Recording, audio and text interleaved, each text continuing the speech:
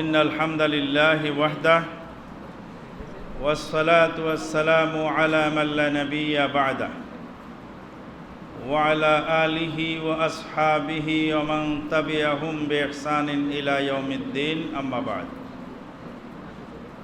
فقد أرشد الباري في معظم تنزيله وعظيم خطابه بعد أعوذ بالله من الشيطان الرجيم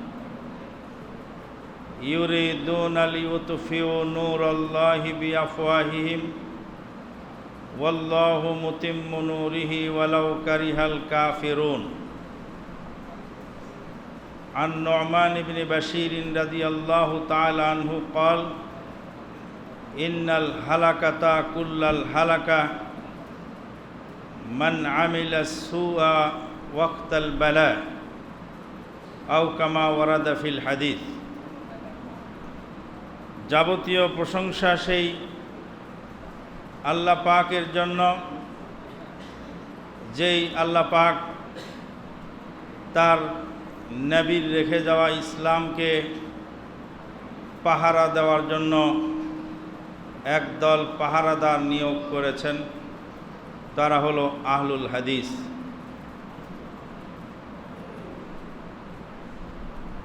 গভীর সমুদ্রে আমানিশার নিকষ কালো রাত্রিতে দিশেহারা নাবিক যেমন উত্তর আকাশের ধ্রুব তারা দেখে দিক নির্দেশনা খুঁজে পান, কিয়ামতের আগে দিশেহারা উম্মত আহলে হাদিসদেরকে দেখে তারা মুক্তির দিশা খুঁজে পাবে ইনশাআল্লাহ। কিন্তু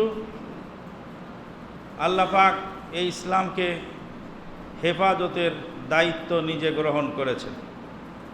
আউযু বিল্লাহি মিনাশ শাইতানির রাজীম। ইন্না নাহনু নাযালনায যিকরা ওয়া ইন্না লাহু লাহাফিযুন। আল্লাহ পাক বলছেন, আমি নিশ্চয় জিকির নাজিল করেছি, আর এই জিকিরের হেফাজত আমি আল্লাহ নিজেই গ্রহণ করেছি। হেফাজত আল্লাহ পাক নিজেই করবে। আল্লাহ যা নাজিল করেছেন ওহির বিধান, আর এটাই হলো অপর ভাষায় জিকির। আল্লাহ পাক অন্য আয়াতে বলছেন, ওয়ামান আ'রাদা আন যিকরি فإن له معيشة ضنكا ونحشره يوم القيامة أعمى قال رب لم حشرتني أعمى وقد كنت بصيرا قال كذلك أتتك آياتنا فنسيتها وكذلك اليوم تنسى। যে ব্যক্তি আমার জিকির থেকে মুখ ফিরিয়ে নিল, দুনিয়াবি জীবন তাদের সমস্যা সংকুল হবে, আর হাসরের ময়দানে তাদেরকে অন্ধ করে উঠানো হবে। তাহলে জিকির শব্দের অর্থ হল কোরআন এবং সহিহ হাদিস, আর হেফাজতের দায়িত্ব স্বয়ং আল্লাহ নিয়েছেন। ইন্না নাহনু নাযালনা যিকরা ওয়া ইন্না লাহু লাহাফিজুন। ইসলামকে হেফাজত করার জন্য এক হুজুর শাপলা চত্বরে লক্ষ জনতার ঢল নামিয়েছিল। শাপলা চত্বরে লাখ লাখ মানুষ জমা করে উনি ইসলাম হেফাজত করবেন। পরবর্তীতে কিসের থেকে কি হয়ে গেল, তারপরে আস্তে আস্তে ইসলামের হেফাজত কারে উঠে গেল। এমনই হেফাজত ইসলামকে করল যে লাস্টে যাদের বিরুদ্ধে, যাদের হাত থেকে ইসলামকে হেফাজত করার জন্য লক্ষ জনতার ঢল নামিয়েছিল, তাদের সাথেই মুসাফা করে আবার কওমি জননী নাম দিল। এরা কি তাদের খাসলত? জি না, তাদের আকাবেরিনদের খাসলত। তাই তারা দেওবন্দ মাদ্রাসায় তাদের আকাবেরিনরা তদানীন্তনকালের সে দেশের মহিলা প্রধানমন্ত্রীকে দাওয়াত করে এনে তারা খালা আম্মা উপাধি দিয়েছিল। তারা সেদিন খালা আম্মা উপাধি দিয়েছিল, আর এনারা আজকে জননী উপাধি দিলেন। দেওয়ার পরে যাহা হইবার তাহাই হইল। ইসলাম যারা হেফাজত করতে চায় তাদের দ্বারা, তাদের ছাত্রদের দ্বারা তাদের উস্তাদের রুমটা হেফাজত হয় না। ইসলামকে যারা হেফাজতের দায়িত্ব নিতে চায় তাদের দ্বারা কোরআন হাদিস হেফাজত হয় না। উস্তাদের সাথে গরমিল, যে কোনো কারণে গরমিল, আমি গরমিলের ভিতরে যাচ্ছি না। আমি যেটা বলতে চাচ্ছি সেটা হলো এই যে উস্তাদের সাথে গরমিল হতেই পারে। উস্তাদের রুম ভাঙচুর করে তছনছ করে তারপরে সেখানে কেতাবপাতি বই পুস্তক ছিঁড়ে তছনছ করে একদম তছনছ করেছে। কোরআন হাদিসের বইগুলি তাদের কাছে হেফাজত নয়। তুমি কিসের ইসলাম হেফাজত করবে? ইসলাম হেফাজতের দায়িত্ব আল্লাহ নিয়েছেন, আর ইসলাম হেফাজতের দায়িত্ব যাদেরকে দিয়ে পালন করবেন তারা হলো আহলুল হাদিস। আহলুল হাদিস আকীদায় বিশ্বাসী লোক ছাড়া, আহলুল হাদিস জামাতের লোক ছাড়া পৃথিবীর কারো কাছে ইসলাম নিরাপদ নয়। সে যে দলেরই হোক আর যে ফেরকারই হোক না কেন, ইসলাম নিরাপদ নয়। যাই হোক, লম্বা ইতিহাস আমি বলতে চাই না। শাপলা চত্বরের ঘটনার আগের দিনের খুতবা মাদারটেকে দিছিলাম। আমার দিনী ভাইয়ের আমার উপর আক্রমণাত্মক ভূমিকা পালন করেছিলেন অনেকেই। রাজশাহী পর্যন্ত সেই রেজাল্ট পর্যন্ত পৌঁছিয়ে দেওয়া হয়েছিল, কিন্তু ফলাফল কি হলো এটা তো মুখস্থ জিনিস। ইসলাম যারা দুনিয়াবি স্বার্থে ইসলামকে ব্যবহার করে তাদের দ্বারা ইসলাম কোনোদিনও নিরাপদ নয়, কোনোদিন ছিল না আর কোনোদিন থাকবেও না। তাহলে ইসলামের হেফাজতের দায়িত্ব কে নিয়েছেন? আল্লাহ। সে দায়িত্ব কাকে দিয়ে পালন করছেন? আল্লাহ রাব্বুল আলামিন আহলে হাদিসদেরকে দিয়ে ইসলামের হেফাজতের দায়িত্ব পালন করেছেন। কথা বেশি বলবার সময় নেই, কথা খুব বুঝতে হবে আপনাকে। কোরআন যারা সংকলন করলেন, যারা কোরআনকে সংকলন করলেন, গাছের পাতা ছালের উপর থেকে চামড়ার উপর থেকে সংকলন করে সংরক্ষণ যারা করেছিলেন, যারা কাতেবে ওহী, যারা ওহী লিখেছিলেন, তারা কি মানুষ না ফেরেশতা? মানুষের কি ভুল হয় না? ভুল হয় না? এখন যদি কেউ বলে যে কোরআন লিখতে গিয়ে যিনি কাতেবে ওহী তার বানান কোনো ভুল হতে পারে, কেউ যদি বলে, জবাব কি দিবেন? জবাব দিবেন হলো ইন্না নাহনু নাজ্জালনা যিকরা ওয়া ইন্না লাহু লাহাফিজুন। মানুষের বানান ভুল হয়, যারা ওহী সংকলন করেছেন পেরেশের প্রিন্টিং মিস্টেকস হয়, কিন্তু 1450 বছর বা 1400 বছর যাবৎ কোরআন যে প্রিন্ট করা হচ্ছে আজও পর্যন্ত কোরআনের একটা প্রিন্টিং মিস্টেকস ধরা পড়ে নাই। কেন? এত বই এত সতর্কতার সাথে ছাপানোর পরে ভুল ধরা পড়ে, এটা ধরা পড়ে না কেন? এরা ধরা না পড়ার কারণ হলো আল্লাহ রাব্বুল আলামিন হেফাজতের জিম্মাদারি নিয়েছেন।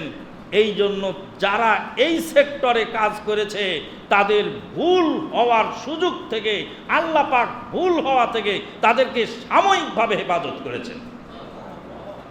শতবার বানান ভুল হয়েছে চিঠি লিখতে গিয়ে, কিন্তু কোরআন সংকলন করতে গিয়ে তার বানান ভুল হয়নি। শতবার ভুল হয়েছে অন্য কথা লিখতে গিয়ে, কিন্তু সহিহ বুখারীর হাদিসকে সংকলন করতে গিয়ে সেখানে বানান ভুল হয়নি। 1250 বছর পার হয়ে গেল। Not a matter of joke, এটা আশ্চর্যজনক বিষয়। আল্লাহ রাব্বুল আলামিন যুগে যুগে কালে কালে এরকম লৌহ মানব তৈরি করলেন যাদের দ্বারা আল্লাহ পাক ইসলামকে, কোরআন এবং সহিহ সুন্নাহকে হেফাজত করলেন। আলহামদুলিল্লাহ।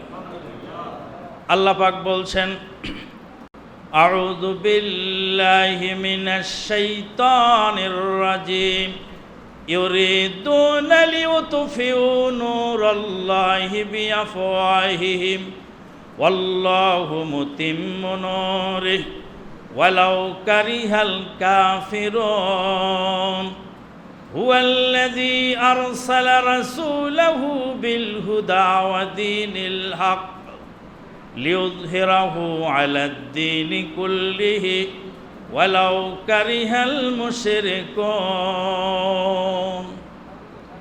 ইউরিদুনা লিইউতফিউ নূরাল্লাহ। ওরা চায় আল্লাহর নূরকে মুখের ফুৎকারে নিভিয়ে দিতে। কারা চায়? ইহুদি নাসারারা চায় আল্লাহর নূরকে মুখের ফুৎকারে নিভিয়ে দিতে। ওয়াল্লাহু মুতিম্মু নূরিহি, আল্লাহ পাক তার নূরকে স্থায়িত্ব দান করেন। ওয়ালাউ কারিহাল কাফিরুন, যদিও কাফেরেরা সেটা অপছন্দ করে। কাফেরদের ষড়যন্ত্র যত, আধুনিক কালের ষড়যন্ত্র এবং প্রাচীন কালের ষড়যন্ত্র, সমস্ত ষড়যন্ত্রের কেন্দ্রবিন্দু একটাই, সেটা হলো divide and rule. Divide and rule, বিভক্ত করো আর শাসন করো, বিভক্ত করো শাসন করো, বিভক্ত করো আর শাসন করো, এটাই হলো তাদের রুল। যত বিভক্ত করা যাবে তত শাসন করাটা সহজ হবে, যত বিচ্ছিন্ন করা যাবে তত শাসন করাটা সহজ হবে। যারই ফলশ্রুতিতে ইসলামের ভিতরে চার মাযহাব, চার তরিকা, কত ফেরকা, ফেরকাবন্দি ইসলামের ভিতরে ঢুকায় দেওয়া হয়েছে। এখন প্রশ্ন হলো এই ফেরকাবন্দি সৃষ্টি হয় কেন? ইসলামের মধ্যে ফেরকাবন্দি সৃষ্টি হওয়ার মৌলিক কারণ হলো চারটি। কয়টা কারণ?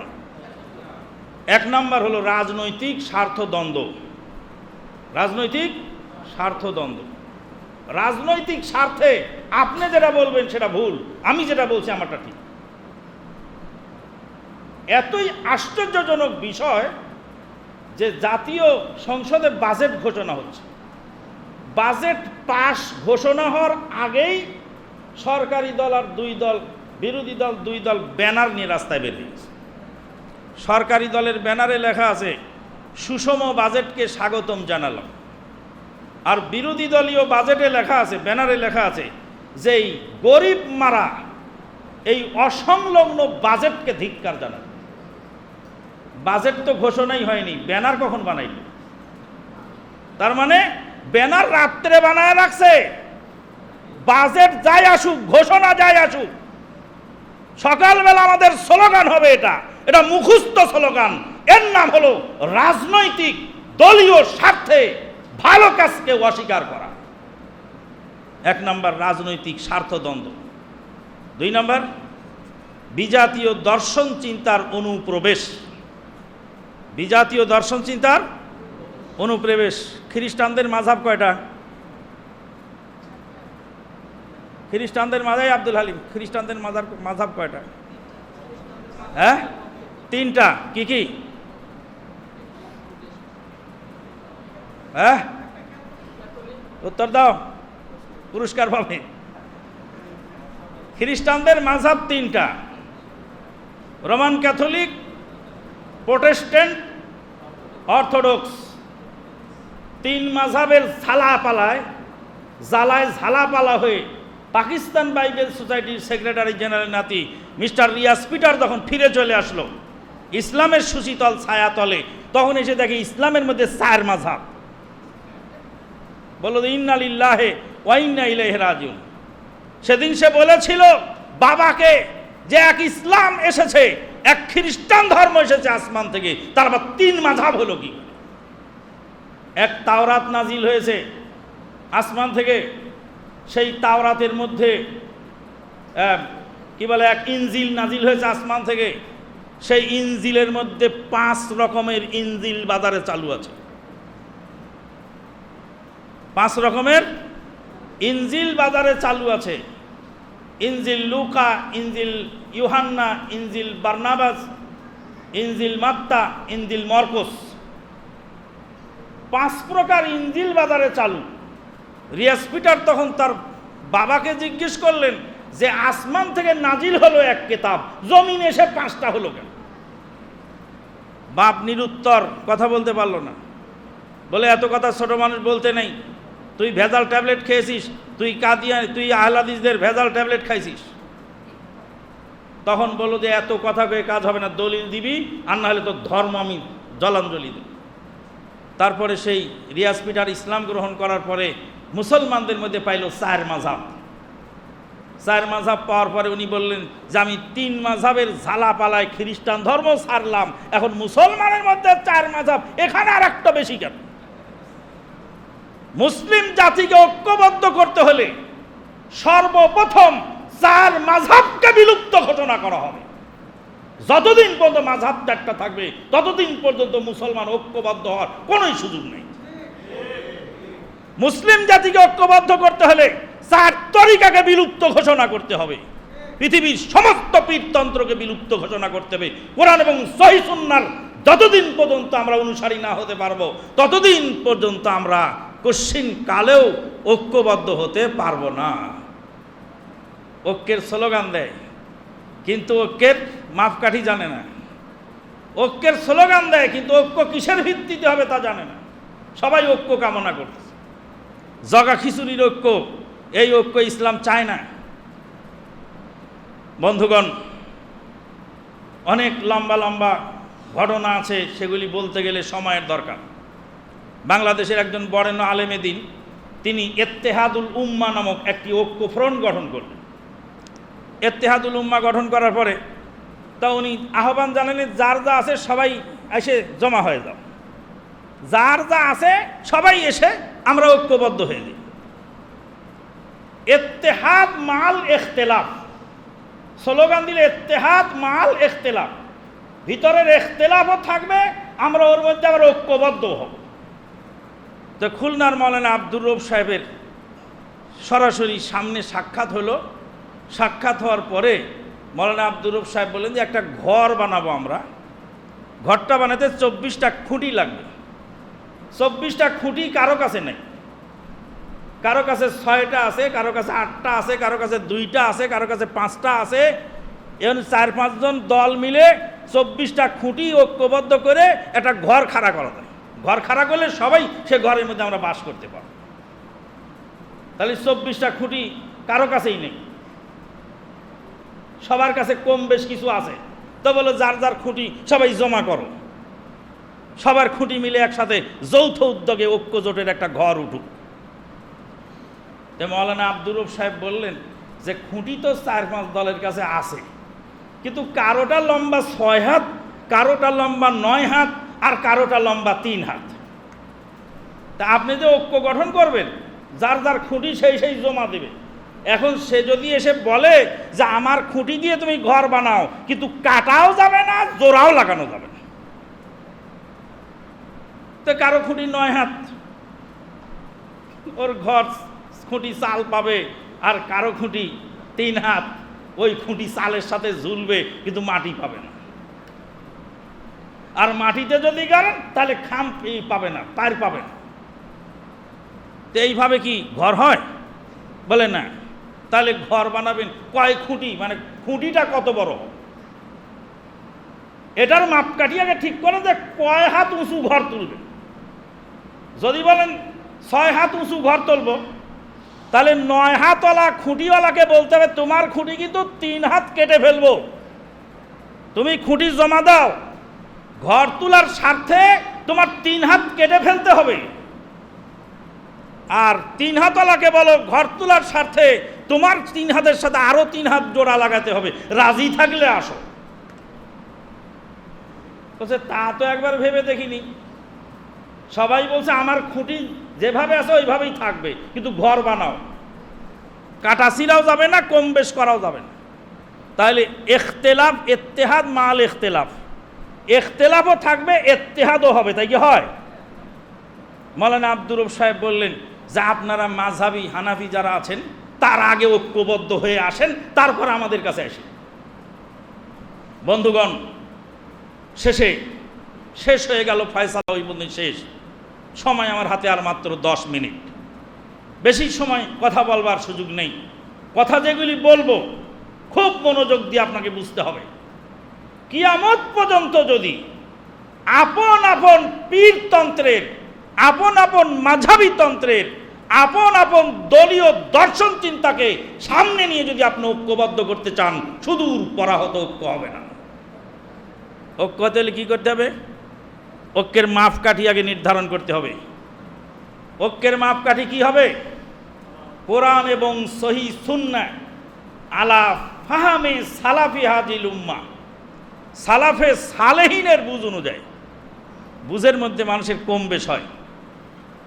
2 নাম্বার, 1 নাম্বার হলো রাজনৈতিক স্বার্থদ্বন্দ্ব, 2 নাম্বার বিজাতীয় দর্শন চিন্তার অনুপ্রবেশ, 3 নাম্বার হলো বিজাতিদের প্ররোচনা, যেটা বলছিলাম যে ডিভাইড অ্যান্ড রুল, আর 4র্থ নম্বর হলো কোরআন হাদিসের ব্যাখ্যাগত মতভেদ। কোরআন হাদিসের ব্যাখ্যাগত মতভেদে মানুষের মধ্যে ইখতিলাফ পয়দা হয়ে যায়। সেই ব্যাখ্যা হয় কিভাবে? মানুষের দলীয় স্বার্থে ব্যাখ্যা কম বেশ হয়, আবার কোনো সময় বুঝের কারণে কম বেশ হয়। একটু উদাহরণ দিলে সহজ, আমি একটু উদাহরণ দিয়ে কথা বলার চেষ্টা করি, মানুষ সহজে বোঝে। স্যারে পড়াইতেছে ছাত্রকে, বলছে মাই হেড মানে আমার মাথা। এই ছেলে পর, মাই হেড মানে আমার মাথা। তো ছেলে বলছে মাই হেড মানে স্যারের মাথা, মাই হেড মানে স্যারের মাথা, মাই হেড মানে স্যারের মাথা। তো বলছে আরে বাবা, আমি তো বলছি মাই হেড মানে আমার মাথা। তো আমিও তো তাই বলছি মাই হেড মানে স্যারের মাথা, আমি তো ভুল বলিনি। তো বলছে না, মাই হেড মানে স্যারের মাথা না, মাই হেড মানে তোর মাথা। তো বলছে ঠিক আছে, মাই হেড মানে তোর মাথা, মাই হেড মানে তোর মাথা, মাই হেড মানে তোর মাথা। ওই বেয়াদব ছাত্র, মাই হেড মানে তোর বাপের মাথা। ব্যাককল গাধা ছাত্র, কিছু বোঝে না। আরে তুই বল মাই হেড মানে আমার মাথা। তো বলছো আচ্ছা ঠিক আছে স্যার। আরে তুই বল মাই হেড মানে আমার মাথা, আরে তুই বল মাই হেড মানে আমার মাথা। এক মৌলভী সাহেব মুনাজাত করছে, ওয়াকুর রব্বির হামহুমা কামা রব্বায়ানি সাগীরা।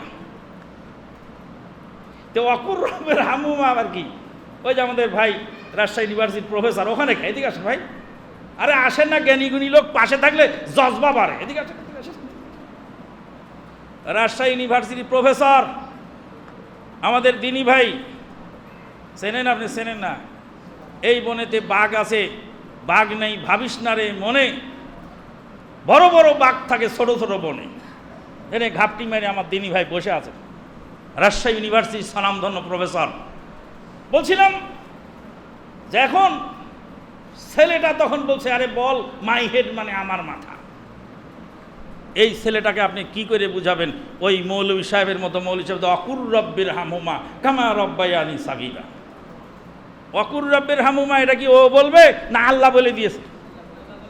আল্লাহ বলেছে তুমি বলো রব্বির হামহুমা কামা রব্বায়ানি সাগীরা। তা আমার কতটুকু? আমি কি বলবো? আমি বলো রব্বির হামহুমা কামা রব্বায়ানি সাগীরা। এর আগের কথাটা আল্লাহর নির্দেশ। আল্লাহ বলেন তুমি বলো অকুর রব্বির হামহুমা কামা রব্বি, তুমি বলো রব্বির হামহুমা কামা রব্বায়ানি সাগীরা। তো মৌলভী সাহেব কোরআনের আয়াত বুঝেছে, তাই পড়তেছে অকুর রব্বির হামহুমা কামা রব্বায়ানি সাগীরা। আরেকজন গিয়ে বলছে ভাই তোমার তো দোয়া তো ভুল হয়েছে। কি হয়েছে? কি পড়তে হবে? বলে রব্বির হামহুমা। কোরআনের আয়াত আবার ভুল? কোরআনের আয়াত চেঞ্জ করার অধিকার তোমাকে দিয়েছে। কোরআনের আয়াতে আল্লাহ বলছে সাম্মা কুমুল মুসলিমিন, তোমরা সবাই মুসলিম হও, তোমাদের নাম মুসলিম। রাসূলুল্লাহ সাল্লাল্লাহু আলাইহি ওয়াসাল্লাম বলছেন তালজাম জামাতাল মুসলিমিন। এরা ব্যাকরণগত ব্যাপার। তোমরা জামাতুল মুসলিমকে আঁকড়ে ধরো, জামাতুল মুসলিমকে আঁকড়ে ধরো। এটা আরবি ব্যাকরণে বলতে গিয়ে আল্লাহর নবী বলছেন তালজাম জামাতাল মুসলিমিন।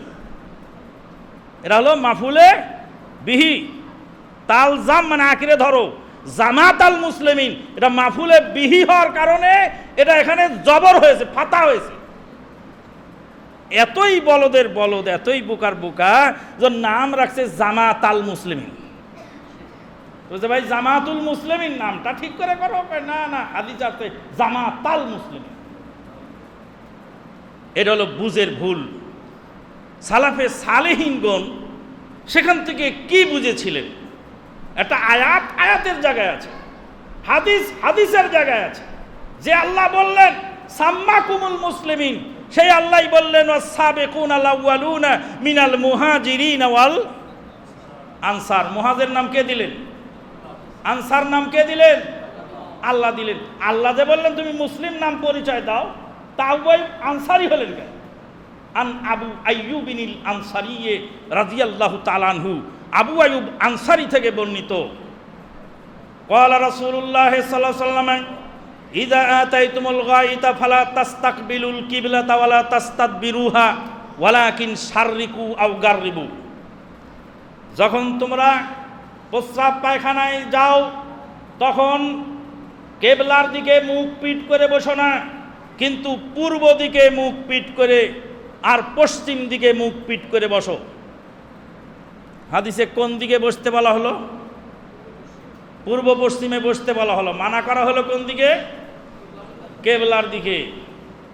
এই হাদিস কি বাংলাদেশে চলবে? বাংলাদেশে কেবলা তো পূর্ব পশ্চিম।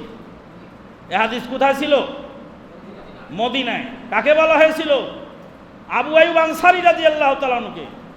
মদিনায় বলা হতো হে মদিনার বাসিন্দারা, তোমরা কেবলার দিকে মুখ করো না, পিঠ করো না, অর্থাৎ উত্তর দক্ষিণে প্রস্রাব পায়খানায় বসো না, তোমরা পূর্ব পশ্চিমে প্রস্রাব পায়খানা করো, উত্তর দক্ষিণে তোমাদের জন্য নয়, কারণ উত্তর দক্ষিণ তোমাদের কেবলা।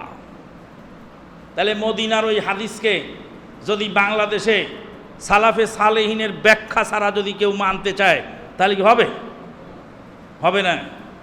আজকে সেই ইসলামের ভিতরে মুসলিম জাতিকে ক্ষতিগ্রস্ত করার জন্য বেদাতীদেরকে ক্ষতি করার দরকার নেই, কারণ বেদাতীরা হলো বেদাতী। যারা শিরকি আকীদায় বিশ্বাসী তাদেরকে ক্ষতি করার দরকার নেই। ভেজালের মধ্যে ভেজাল ঢোকে না, ভেজাল ঢোকে স্বর্ণের মধ্যে। বালুর মধ্যে ভেজাল ঢুকে লাভ করা যায় না, কারণ বালুর দামও যা মাটির দামও তাই। বালুর ভিতরে ভেজাল ঢুকায় লাভ করা যায় না, ভেজাল ঢুকাতে স্বর্ণের মধ্যে 1 তুলার মধ্যে যদি 1 রতি ঢুকানো যায় তাহলে অনেক টাকা। 1 তুলা স্বর্ণের মধ্যে যদি 2 আনা ঢুকানো যায় তা অনেক। ভেজাল বাতিলের মধ্যে কম হয়, ভেজাল হয় বেদাতির মধ্যে, ভেজাল কম হয়, ভেজাল হয় সহিহ আকীদার মধ্যে।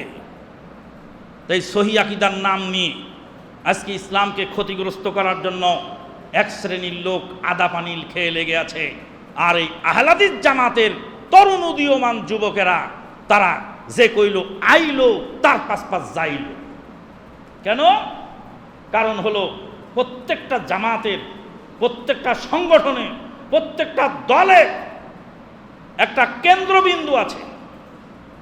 দিল্লি থেকে তবলিগ জামাত পরিচালনা করা হচ্ছে, দিল্লির নিজামুদ্দিন থেকে যে অর্ডার হচ্ছে সারা বিশ্বে গাঁটটিওয়ালারা সেই হুকুম বাস্তবায়ন করছে।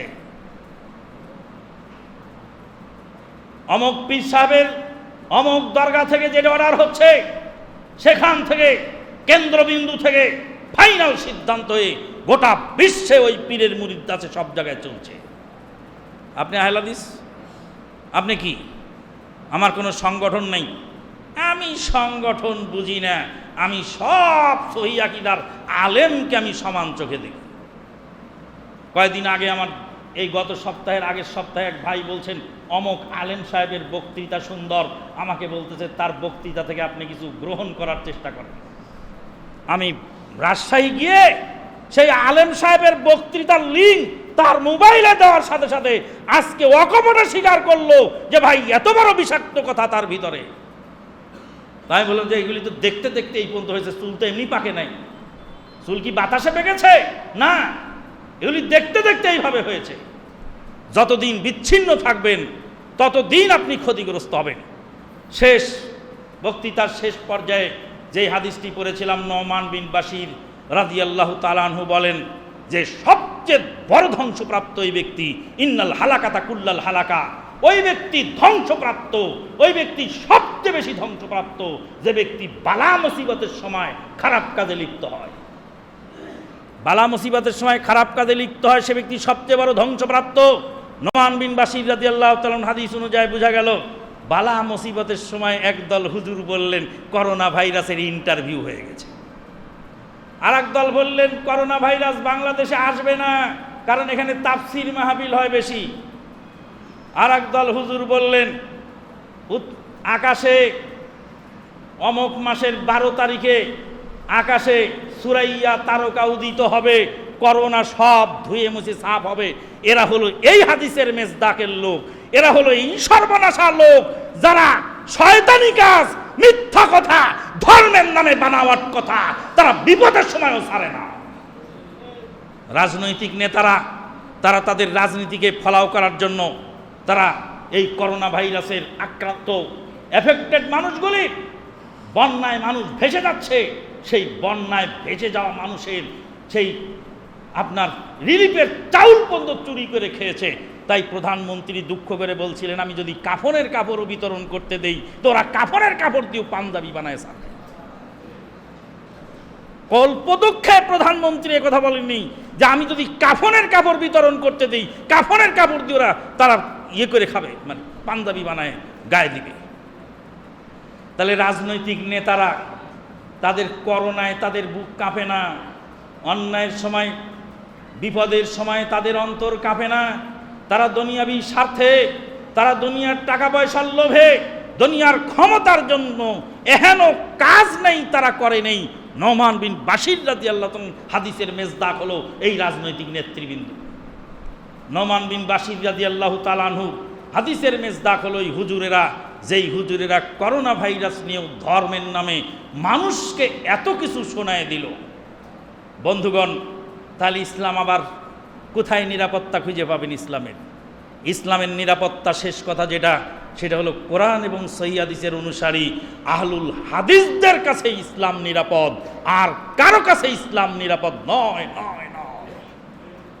কাজেই আসুন আহলে হাদিস জামাতভুক্ত হয়ে সংঘবদ্ধ হয়ে আহলে হাদিস আন্দোলনের সংগঠনে পছন্দ হলে আহলে হাদিস আন্দোলনের সাথে যোগদান করে কাজ করুন। যদি পছন্দ না হয় জমিয়তে আহলে হাদিসের সাথে কাজ করুন। যদি জমিয়তে আহলে হাদিসের পছন্দ না হয় আহলে হাদিসের তাবলীগে ইসলামে কাজ করুন। সহিহ আকীদার কোরআন এবং সুন্নাহর দাবিদার এবং কোরআন ও সুন্নাহর অনুসারী এই যে যতগুলি সংগঠন চলছে, যেটাকে ভালো লাগে সেটার সাথে আপনি কাজ করুন। কোনো অবস্থাতেই বিচ্ছিন্ন থাকবেন না, কোনো অবস্থাতেই মনে করবেন না আমি নিরপেক্ষ। নিরপেক্ষ মানে হলো এটা একটা ব্যাপার আছে, খেলা দেখতে গেছে মানুষ, খেলা দেখতে গিয়ে নিরপেক্ষ লোক কোনো পক্ষে নেই, হঠাৎ করে খেলা দেখতে দেখতে এক পক্ষে একাই চলে গেছে। আপনি যখন নিরপেক্ষ থাকবেন মাঝখানে, তখন আপনাকে নিয়ে আর একটা দল তৈরি হবে, তার নাম হলো নিরপেক্ষ দল। তো ছিল দুই জামাত, হলো কয় জামাত? বাড়লো না কমলো? কমাতে তো পারলেন না। ওই জন্য মদিনা ইউনিভার্সিটির প্রফেসর ডক্টর তারহিব আদ-দৌসুরি বলছিলেন ইম্মান তাকুনা মা ডাক্তার আব্দুল বারী ওয়া ইন্নামা তাকুনু আন ডাক্তার আসাদুল্লাহিল গালেব। বাংলাদেশে কি হয় ডক্টর আব্দুল বারীর সাথে থেকে কাজ করো, আর না ডক্টর আসাদুল্লাহ গালেবের সাথে থেকে কাজ করো। ওয়ালা তাকুন সালেসান, তৃতীয় দল হয়েও না। তৃতীয় দল হলেই সেখানে আবার নিরপেক্ষ আর এক দল কারায় যাবে। ওয়া আখিরু দাওয়ানা আনিল হামদুলিল্লাহি রাব্বিল আলামিন। আমার কথা বললাম, শেষে আর একটা কথা আছে। এই যে মসজিদ এখানে হয়েছে, মসজিদটা দেখে কি ভালো লাগলো না খারাপ লাগলো? খারাপ লাগলো না ভালো লাগলো? এখানেই বেদাতের আখড়া, যেখানে জাহেলিয়াত সেখানে ইসলামের বাতি জ্বালাতে হবে, যেখানে অন্ধকার সেখানে আলো জ্বালাতে হবে। এই সমাজকে ঘুণে খেয়ে ফেলেছিল। এই যে মসজিদটা হয়েছে, এখানে তাওহীদের দাওয়াত প্রচার হচ্ছে। আজকে আমরা কথা বলার সুযোগ পেয়েছি, আলহামদুলিল্লাহ। এই সেই ত্রিমোহনী, যেই ত্রিমোহনীতে একদিন সহিহ বুখারী নিয়ে আমি এসেছিলাম। সহিহ বুখারী নিয়ে আমি এসেছিলাম এই ত্রিমোহনীতে। সেই ত্রিমোহনীর মাটিতে এক ভাই বলেছিলেন আপনার বুখারী মাদার টেক বন্ধ রাখেন, খবরদার ত্রিমোহনীতে আনবেন না। সেই ত্রিমোহনীতে এখন সহিহ আকীদার বাতি জ্বলছে। আমাদের দ্বীনী ভাইদের ওসিলায় সহযোগিতা করা লাগবে তো নাকি? আজকে ক্যামেরার মাধ্যমে দেশে বিদেশের দানশীল ভাইরা লালু ভুলু সবাই একটা টিভি চ্যানেল খুলে খুলে চিটারির ব্যবসা শুরু করেছে। আর এই চিটারির ব্যবসা আপনারা সহযোগিতা করতেছেন। টাকা হয়েছে তাই দান করবেন। মিন আইন ইকতাসাবাহু ফীমা আনফাকাহু। কোন খাতে আয় হয়েছে, কোন খাতে ব্যয় হয়েছে, ব্যয়ের হিসাবটাও দাও। ছোট ছোট পোলাপান নাক চিপলে দুধ বের হয় না, 2 পাতা পরে সে একটা ব্যবসা খুলে বসেছে, আর আপনার টাকা দান করে যাচ্ছেন, দান করার জায়গা পান না আপনি। মনের দুঃখে মনের জ্বালায় কথাগুলি বললাম। এই সমস্ত এই অপাঙ্ক্ত অর্বাচীন ছাত্রগুলিকে চারা গাছে ফুল ফুটেছে, ডাল ভাঙ্গো না, রেমালি ফুল তুইল না, বলেছিলাম ওদেরকে লেখাপড়ার সুযোগ দাও। ওদেরকে বিরাট বিরাট শায়েক বানায় দিয়ে গোটা জাতিকে ধ্বংসের দ্বার প্রান্তে নিয়ে যাচ্ছে। আপনার এই টাকার দানের হিসাব আল্লাহর দরবারে হবে। আল্লাহ বলছেন, আল্লাহ নবী বলছেন, মিন আইনা তাসাবাহু ওয়া ফিমা আনফাকাহু, কোন পথে আয় করেছো হিসাব দাও, কোথায় ব্যয় করেছো তোমার ব্যয়ের খাতেরও হিসাব দাও। কাজেই যেই জায়গা লাগবে সেখানে দেবেন। এখানে দোতলার টাইলসে যত টাইলস লাগবে, ভাই হাসান, আমাদের বংশালের বিশিষ্ট ভাই হাসান, যার বাড়িতে আহলে হাদিস আন্দোলনে অফিস চলছে, ভাইয়ের আম্মা কিছুদিন আগে ইন্তেকাল করেছেন, ভাইয়ের আম্মাকে আল্লাহ জান্নাত নসিব করুন আল্লাহ। সমস্ত টাইলস যতটা লাগবে উনি দিয়েছেন আলহামদুলিল্লাহ। এখন আর কি লাগবে, আর যা যা লাগবে কে কি দিবেন 5 মিনিটের মধ্যে যদি বলেন, আমি মুসাফির মানুষ, অসুস্থ মানুষ, দোয়া করব। অসুস্থ ব্যক্তির দোয়া কবুল হয়, আর মুসাফিরের দোয়াও কবুল হয়। একটা মুসাফির আর একটা অসুস্থ।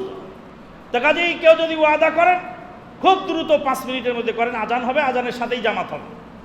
কিছুক্ষণের মধ্যে আজান হয়ে যাবে, আজানের সাথেই জামাত হবে। কেউ যদি ওয়াদা করেন তাহলে বলেন, আর যদি ওয়াদা এই মুহূর্তে না করেন, আপনারা যে কোনো সময় ওয়াদা করবেন এবং ইনশাআল্লাহ আপনারা এখানে দেবেন। আল্লাহ পাক আপনাদেরকে তৌফিক দান করুন, আল্লাহুম্মা আমিন।